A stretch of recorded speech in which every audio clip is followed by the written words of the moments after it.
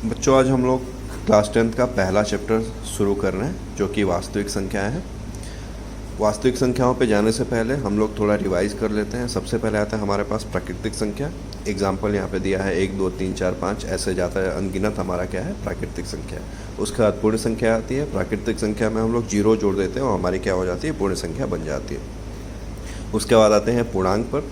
पूर्णांक में धनात्मक पूर्णांक और ऋणात्मक पूर्णांक होते हैं। 1 2 3 ऐसे हमारा जाता जाएगा धनात्मक पूर्णांक है, -1 -2 -3 ये हमारा ऋणात्मक पूर्णांक है। उसके बाद हमारी आती है परिमेय संख्या। परिमेय संख्या जिनको हम p/q के रूप में लिख सकते हैं वो हमारी क्या होती है, परिमेय संख्या होती है। और यहाँ पे q = 0 के बराबर नहीं होना चाहिए। एग्जाम्पल यहाँ पे लिखा हुआ है। उसी तरह अपरिमेय संख्या जिनको हम p/q के रूप में नहीं लिख सकते वो हमारी अपरिमेय संख्या है। कर्ण में जो भी संख्या है वो हमारी अपरिमेय संख्या है। अब आते हैं वास्तविक संख्या पे। परिमेय तथा अपरिमेय संख्याओं का समूह वास्तविक संख्याएं कहलाती है। अब इसको सिंपली हम ये कह सकते हैं कि संख्या रेखा पे जो भी संख्या हम अंकित कर सकते हैं वो हमारा क्या है, वास्तविक संख्या है। ठीक है।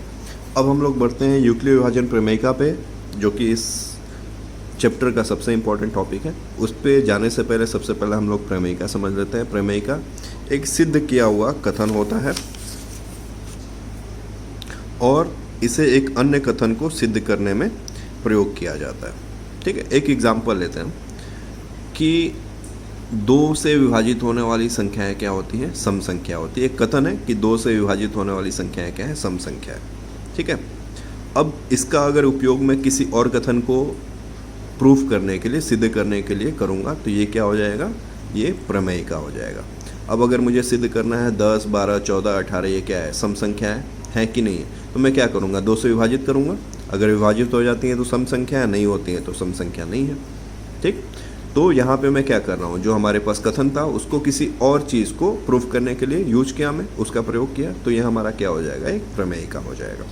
अब यूक्लिड विभाजन प्रमेयिका पे आते हैं। 2 धनात्मक पूर्णांक a और b दिए रहने पर ऐसी अद्वितीय पूर्ण संख्या q और r विद्यमान है कि a = bq + r, जहाँ r हमारा क्या है, 0 के बराबर या उससे बड़ा और b से छोटा होगा।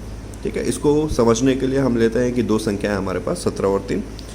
ठीक है। हमें क्या करना है, 17 को 3 से भाग देना है। यहाँ पे 17 को 3 से भाग दिए तो हमारे पास भागफल आया, शेषफल आया। तो 3 हमारा क्या है, भाजक है, 17 भाज्य है, 5 भागफल है और शेषफल है हमारे पास 2। इस 17 को अगर लिखना है तो 17 = 3 × 5 + 2 लिख सकते हैं। अब यहाँ पे अगर मैं लूँ कि मेरा जो भाजक है वो b है, भाज्य को मैं अगर a ले लूँ, भागफल को q ले लूँ और शेषफल को r ले लूँ, तो इसी चीज़ को मैं ऐसे लिख सकता हूँ, a = bq + r। यही हमारा यूक्लिड विभाजन प्रमेयिका बोल रहा है, जहाँ पे r क्या है, ठीक है, b से छोटा होगा और 0 के बराबर या 0 से बड़ा होगा। ठीक है। अब अगला जो हमारे पास आता है, एल्गोरिदम आता है। अगला जो पद, किसी भी समस्या का समाधान निकालने की चरण दर चरण प्रक्रिया को हम क्या कहते हैं, एल्गोरिदम कहते हैं। किसी भी समस्या का समाधान निकालने की चरण दर चरण प्रक्रिया हमारे क्या होते हैं, एल्गोरिदम होती है।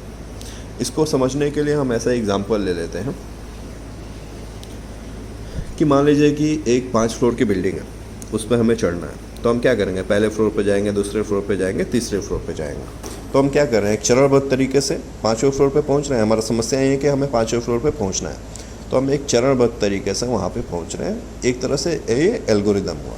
हम अपने समस्या का समाधान क्या कर रहे हैं, चरणबद्ध तरीके से कर रहे हैं। अब यहाँ